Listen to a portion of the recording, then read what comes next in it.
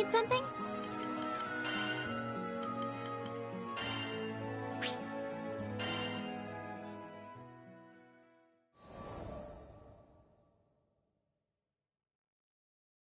I once gave up being a skyfarer. Also, I could take up arms to protect my home island, Auguste. Man, she was special. You see, there aren't too many places in Fana Grande with oceans, much less ones as gorgeous and pristine as Auguste's. And I'd be damned if I stood by as the Erste Empire sullied its waters with the byproducts of their weapons research. It goes without saying that I enlisted. Good thing, too, because it was in the midst of the ensuing war that I met the Grand Cipher crew. They helped us, the local mercenaries, I mean, take a stand against those Imperial punks. It wasn't a picnic, but we weren't gonna go down without a fight. In the end, the war wasn't decided by either side, but by the patron deity of the land, Leviathan, who damn near drowned Auguste in a fit of rage. Anybody's troubles would have seemed small compared to a battle like that, huh? Well, not long after, as if irony was waiting to bite me on the ass, my estranged daughter showed up out of the blue. I know what you're thinking. What kind of parent wouldn't rejoice at seeing their child again? But it's complicated, and it's all my fault. Man, the way Apollonia looked at me, like a wolf staring down her bunny-eared breakfast. I couldn't face her. But this crew, there was something about their vitality, you know? Here were these young'uns standing against impossible odds and coming out stronger for it. Maybe if this old man took good notes, he could eventually have an honest conversation with his own baby girl. So, I asked to join the crew and took up a life of skyfaring once again. The next time my daughter and I met, I wouldn't let fear and regret keep me from moving forward.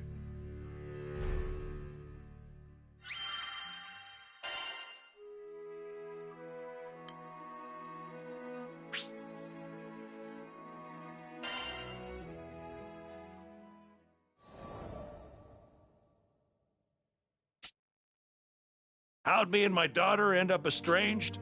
Well, the first thing you need to know is that my wife was stricken by a terminal illness. I refused to listen to the doctors. Terminal my foot. Even if there was no cure in Auguste, surely there ought to have been something in other lands. And so, I left my family at home, crisscrossing the skies looking for a cure. Got into a lot of adventures along the way, and somehow ended up making a name for myself. But no matter how far and wide I traveled, the cure eluded me. And while I was away, my wife, she breathed her last. I wasn't there for her when she needed me most. I never even got the chance to say goodbye. Regret and self-loathing crashed over me in never-ending waves, threatening to pull me under. You can't even begin to imagine the pain. And there was nothing I could do about it. It was all my fault. My daughter spent countless days looking after her sick mother, fighting off fear and dread. It's not hard to imagine why she hates me. She must have asked herself time and again, why was her father gallivanting across the skies while his family suffered? By the time I finally came home, she was long gone. There were no other relatives to turn to. The only family she'd known was no more. All I could do was stand, dazed and helpless, in the cold, empty shell of the home we'd made.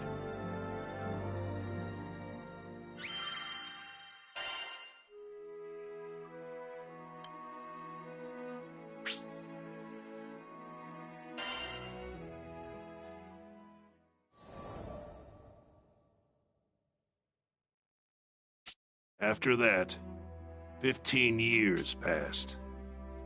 I met the captain, and through my travels with the crew, reunited with my daughter.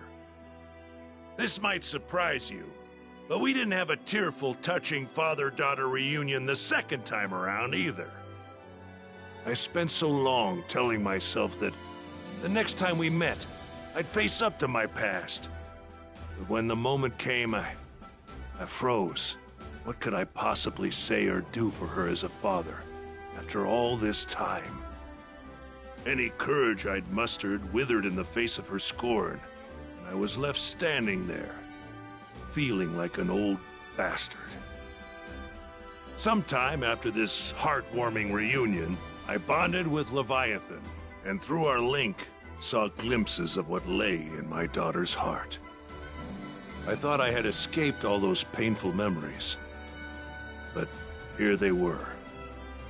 In that world created by the pact with Leviathan, my wife was still alive.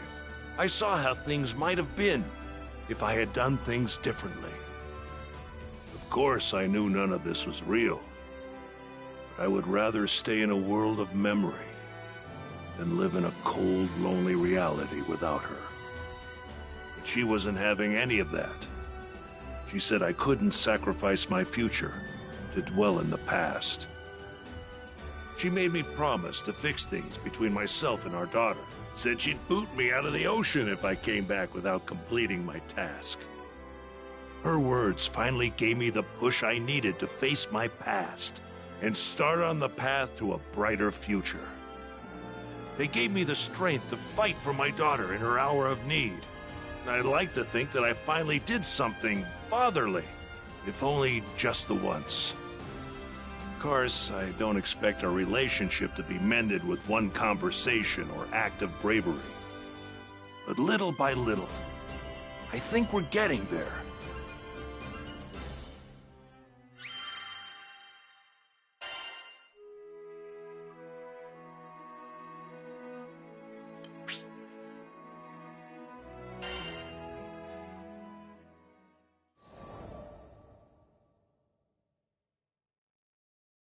When Tempeal was hit by a devastating storm, refugees flocked to the safe haven of Folka.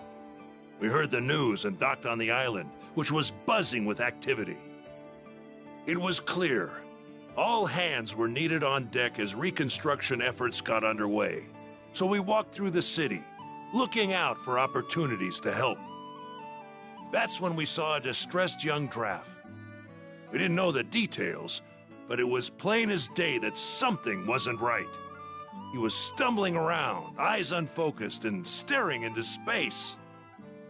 I couldn't shake the feeling that we shouldn't leave him on his own, so we ended up trailing him. We came to the edge of a cliff. Though the morning sun shone on our faces, a frigid wind blew down our backs. The draft just stood at the edge, staring at something only he could see. Hey, careful there! With the wind whipping around like this, you might lose your footing! The draft whirled around, taken off guard. After a while, he looked away, shrugging. Thanks for your concern. You look like you've got something on your mind. If you want a friendly ear, you've got him here. I guess I do.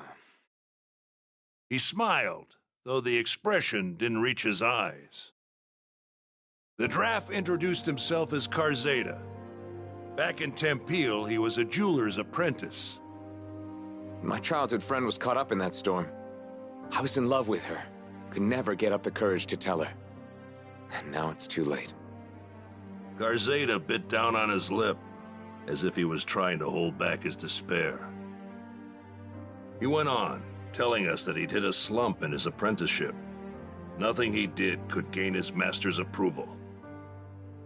His frustration boiled over, and he got into a rip-roaring fight with his friend. Hurt, she fled from the workshop. He didn't go after her. I wish I had, because that's the day the storm came. Karzeda's face twisted in agony. He made a mistake, and it ended up costing him someone dear. I could understand all too well.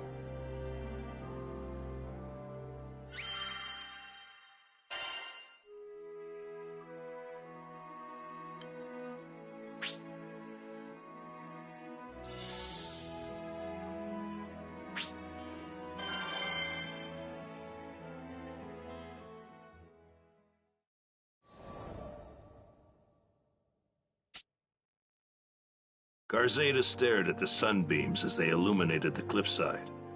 His eyes were watering, and not just from the sun's rays. When we were kids, we made a promise. Once I became a proper jeweler, I'd share my most treasured secret with her. Cowardly, yes, but that was the only way I could tell her how I felt.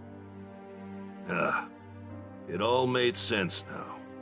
His deepest, darkest regret was putting off telling her what was in his heart for so long. We made that promise ages ago. I wouldn't have been surprised if she forgot all about it. Garzeda paused, as if remembering something. He lifted his gaze to the sky, then continued. Oh, right. I have to go back to the mines in Tempeal. There are keepsakes of hers there. I don't think she can move on without them. I could tell how important this was to him. But when the people fled Tempeal, a horde of monsters moved right on in. Actually, forget the fiends. Garzeda wasn't in shape to go anywhere right now. What do these keepsakes look like? I can head to the mines and track them down for you. Considering his condition, I wasn't about to give him room to argue. Besides, I know all about not being able to share the important stuff with a loved one while there's still time. There's so much I didn't get to tell my family. Even now, thinking of our old house makes my heart ache something fierce. That day, there was no one to greet me when I opened the door. Seeing the cold remains of my home tore open a void in my heart. But you know what? I managed to keep going because my friends were there for me. This time it was my turn to support someone who needed it. Keepsake should be somewhere around here. Might as well inspect the mine shafts as we go too. Yeah! The place is crawling with goblins! Can't just let them run amok. Time to get to work. That was too easy.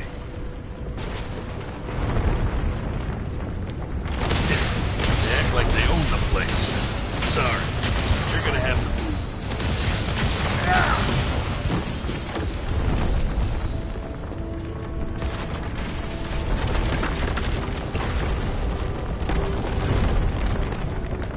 Watch out! That one's got a phone!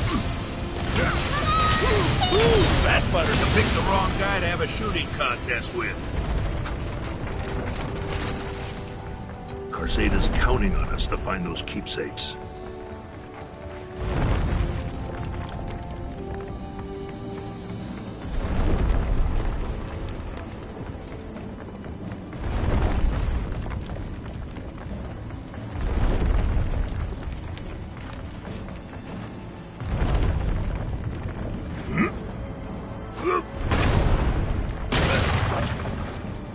Watering can, a shovel. These are the keepsakes. Huh? Did you hear that?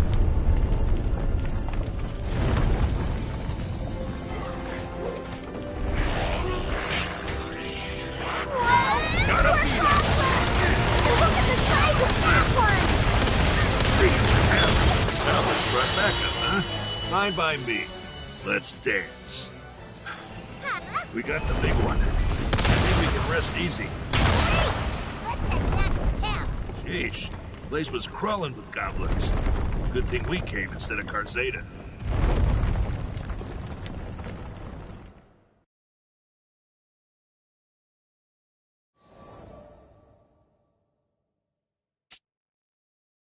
Garzeda said his friend loved flowers.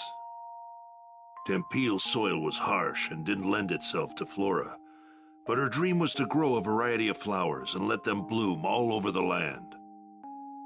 Knowing how much her dream meant to her, Garzeda wanted to bring her gardening tools back and place them in front of her grave. His hands were trembling when I passed them over. Thank you. Thank you so much.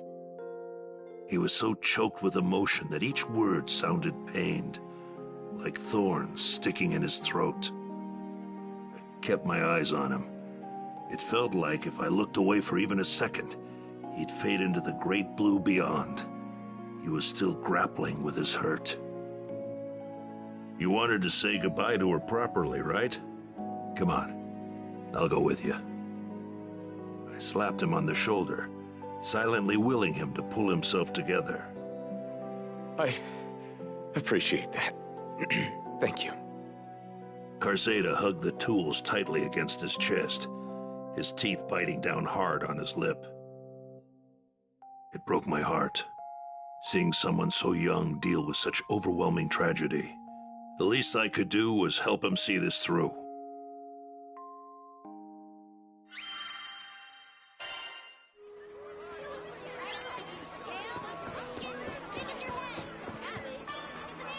Need something?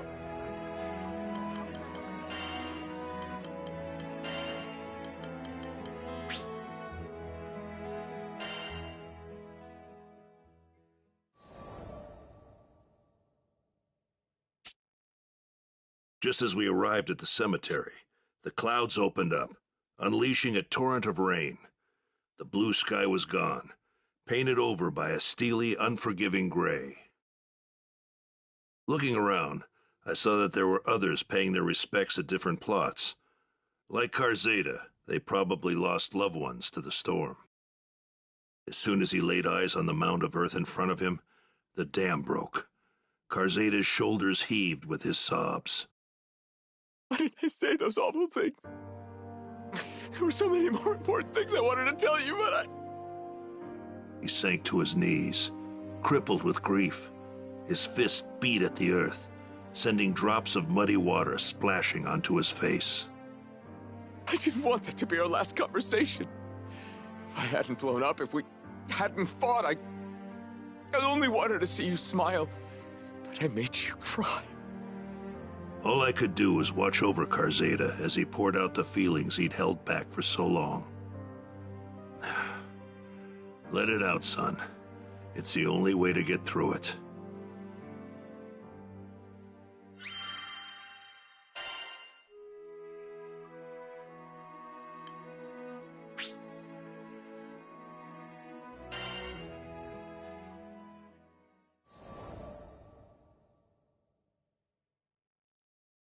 After the visit, we made our way to a tavern.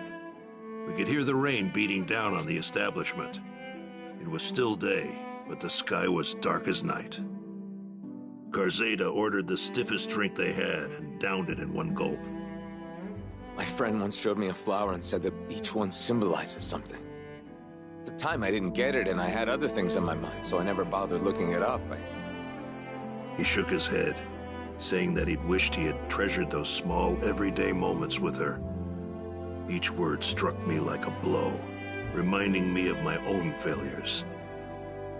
How am I supposed to live with this regret? It's like the storm outside, pounding on me until I give in and let it sweep me away.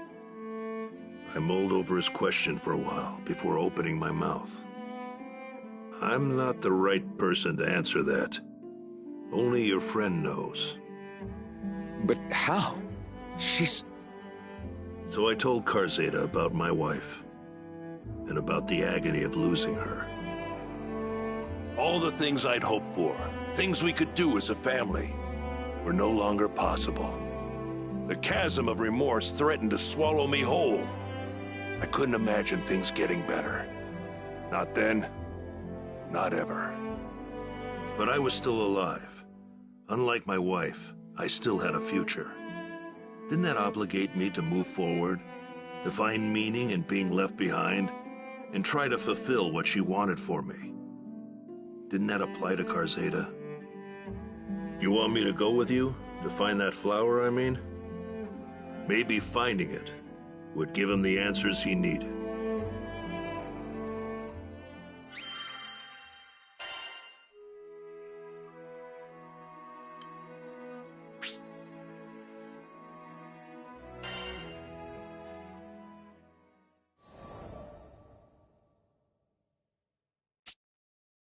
Do you think we can find the flower? That sounds like a good idea. Karzeda spoke haltingly, as if remembering the times he shared with his beloved friend. She'd always loved flowers. Tempeal was a land forged by its mines, and its climate wasn't suitable for flowers. But that wasn't going to stop her. As if that thread of memory had unspooled another, Karzeda said that his friend mentioned having a secret flower garden.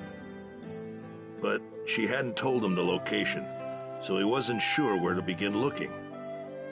Sometimes she'd head out to a forest near Folka. If the garden's anywhere, it's probably somewhere in there.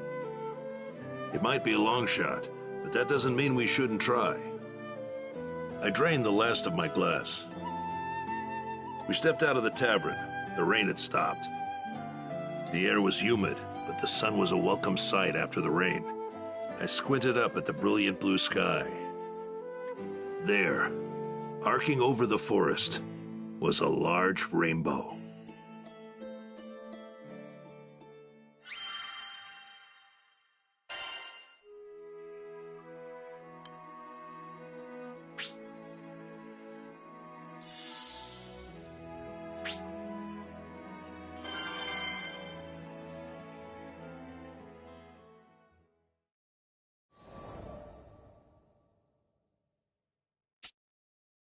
We took our first steps into the forest. There's something about the woods after it rains. The air's so pure and refreshes the spirit. I had a good feeling we'd find that garden in no time. My optimism didn't last long. We spent hours searching every single likely spot, and a lot of unlikely ones too. Yet the garden eluded us. If it was here, it was tucked away somewhere really obscure. While we searched for those flowers, I made sure to keep tabs on Karzeda as well. The sun might have come out, but his expression was still clouded. He looked like he was on the verge of breaking down. I figured I should say something to try and shore up his spirits.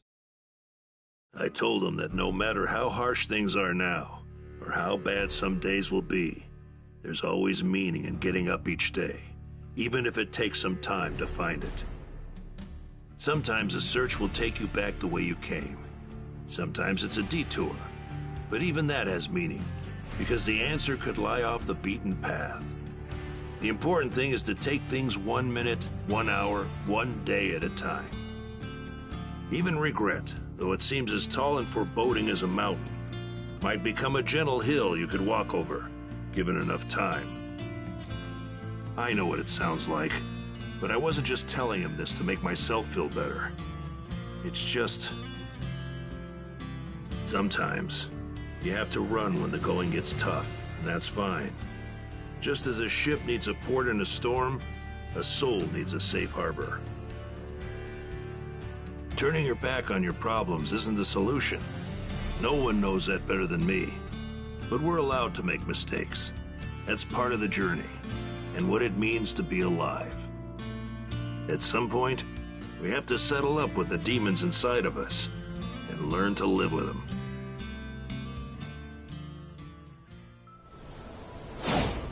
I've been skyfaring long enough to trust my gut, and it says we'll find that garden. Thank you. If only I knew what she was growing. We'll know once we find it. Just stay close to us, okay?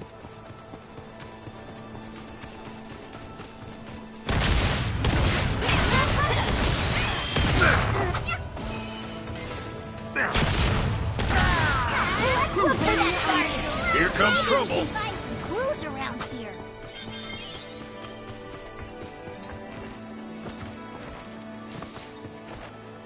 This wood is aromatic. It should ward off the beasts. Maybe it was put here to protect the flowers. There might be more nearby.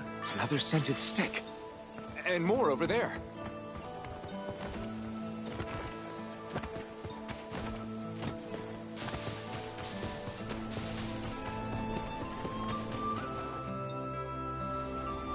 This is the place. I know it. But it's...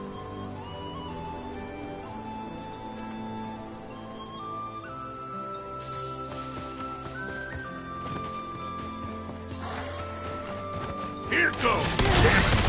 Monsters are really bad. First things first, we fight. Get back, Karzeda.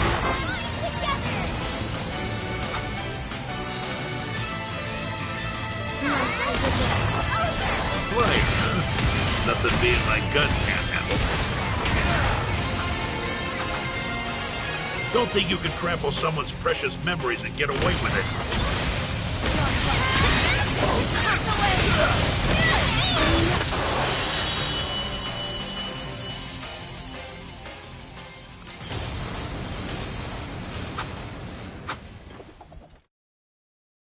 We handled the monsters, but the garden... You all right, Karzada?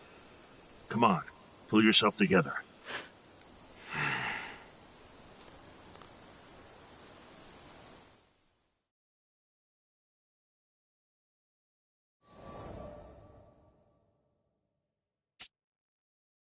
People weren't the only ones who lost their homes to the storm. Monsters that were driven from their former territories flocked to the woods surrounding Folka. We finally found the garden, but the monsters had trampled a good chunk of the flowers, leaving behind only a few pathetically wilted survivors. Karzada stared at the carnage, dumbstruck. I couldn't blame him. It's not like the monsters had done it on purpose, but they might as well have stampeded over his broken heart. I'm no gardening expert, but even in their sorry state, I could tell that the flowers had been well cared for. Fertilizer, spades, watering cans, and other tools were laid out. Inside one of the equipment boxes, we found a notebook with detailed records of all the flowers she had planted. The notebook had instructions on how much fertilizer was needed to help the flowers take root in the mineral-loaded soil, the best time for planting, the names of the flowers, and what they symbolize. I passed the notebook to Karzada, who began reading it as if the secret to life was written in its pages. Maybe for him it was. The last page described another flower garden, separate from this one. With the notebook to guide us, we went in search of it. As we walked, I prayed for Karzada's sake that the other garden was intact.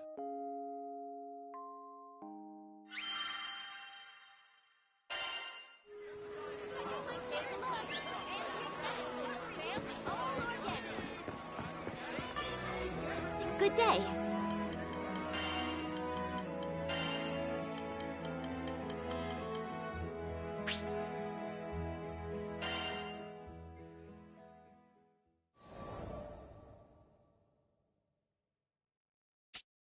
We came to a quiet clearing in the forest, devoid of any beasts.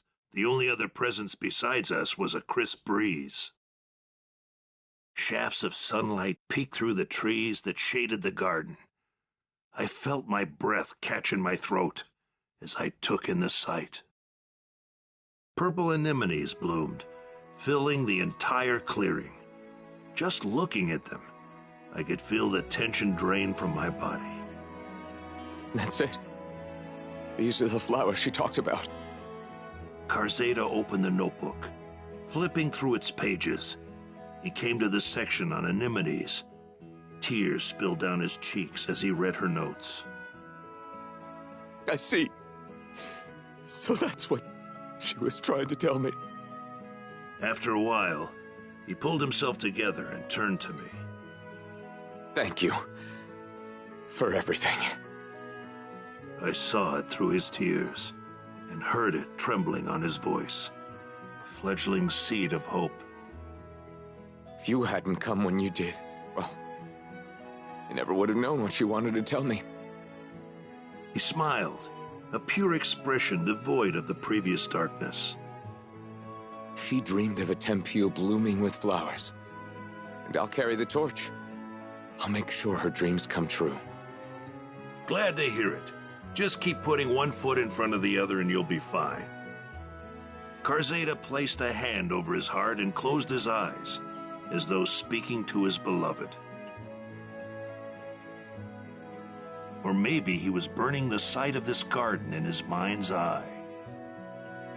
Our time together came to an end, but I felt as if the storm clouds were truly gone, and in its place was a clear blue sky. Maybe part of the reason I was drawn to Karzada is that I could sense that we shared something important. We both had regrets weighing us down, We made our share of mistakes. Still, there's no turning back time. All we can do is keep marching forward. Now that I think about it, just as I was there for Karzeda, there were a lot of people propping me up on my journey. I owe all those people my thanks. It's because of them that I stand here today.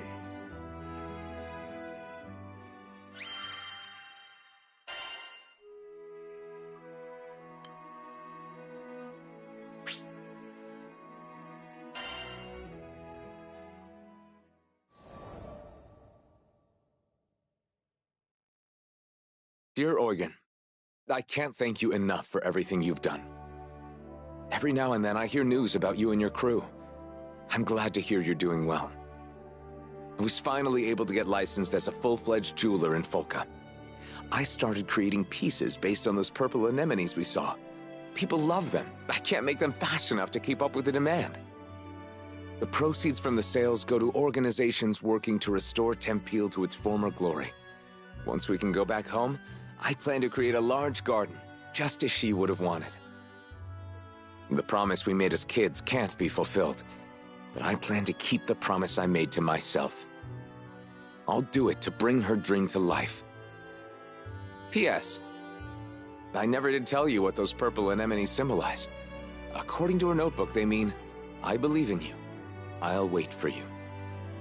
The next time you're in Folka, look me up. Until then, please take this pressed flower as a token of my gratitude.